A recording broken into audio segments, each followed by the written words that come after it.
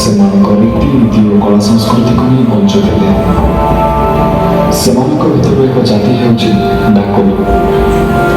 ବର୍ଷର ପ୍ରଥମ ଫସଲ ହେଉ କିମ୍ବା ଗଛର ନୂଆ ଫଳ, ସେମାନେ ତାହା ପ୍ରଥମେ ପରମେଶ୍ୱରଙ୍କ ଆଗେ ସମର୍ପି ଦେଉଥିଲେ।